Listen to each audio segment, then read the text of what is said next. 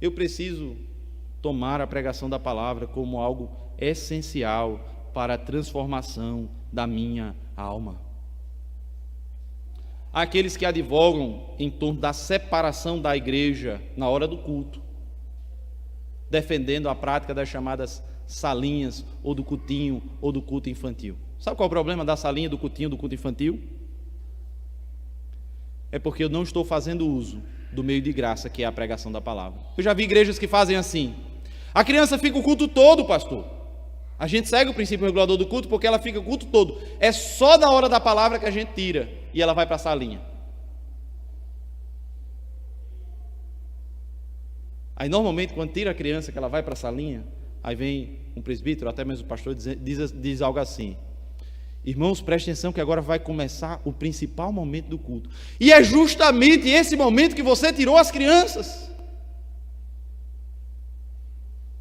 Quando a palavra vai ser pregada, quando o principal meio de graça estabelecido pelas Escrituras vai ser proclamado, é aí que você vai tirar as crianças.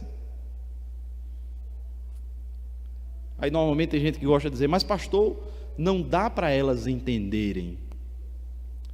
Isso é a grande arrogância do nosso coração, porque nós também não conseguimos entender se não fosse a ação do Espírito Santo de Deus. Quem disse que a nossa capacidade de compreensão das coisas espirituais naturalmente é mais forte do que a capacidade de compreensão de uma criança? Quem foi que disse isso? Aí outras pessoas dizem: mas pastor, é porque é a linguagem, a gente precisa trazer uma linguagem infantil. Meus irmãos, deixa eu dizer uma coisa para vocês: as crianças, elas têm uma linguagem infantil na escola, na sua casa, no desenho que ela assiste. Ela tem uma linguagem infantil, às vezes na aula da escola dominical, nas programações feitas para as crianças. Qual é o momento que ela aprende sobre reverência? Qual é o momento que ela vai aprender sobre formalidade, sobre seriedade, sobre a pregação da palavra com excelência, o que inclui também aprender uma linguagem adulta? Porque essas crianças um dia se tornarão adolescentes, e esses adolescentes não vão querer participar do culto, porque elas querem a linguagem infantil. E aí a adolescência hoje vai até 25 anos de idade, porque eles querem para sempre a linguagem infantil. E normalmente o que acontece é: eu vou sair da igreja, porque eu tenho linguagem infantil lá no mundo, e eu quero essa linguagem para mim para sempre. E não permanece, e não se firma.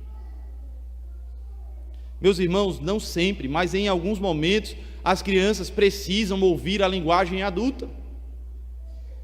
Elas precisam ouvir a pregação do Evangelho como ela é proclamada para a igreja de uma maneira geral. O que envolve crianças, adultos, jovens, homens, mulheres, idosos, doentes, sãos. A palavra é pregada a todos. Às vezes nós aplicamos coisas específicas para as crianças, é bom que se faça isso. A gente traz aplicações específicas para adolescentes, é bom que se faça isso, para casados, para solteiros, para idosos. Mas isso não significa que a palavra não sirva para todos. Ou será que nós temos o evangelho das crianças, o evangelho dos adultos, o evangelho do homem, o evangelho da mulher? Será que o evangelho não é um só? Será que a pregação não é uma só?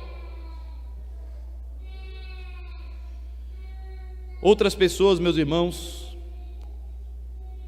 terminam trazendo coisas como dizendo assim: mas na salinha elas também ouvem a palavra.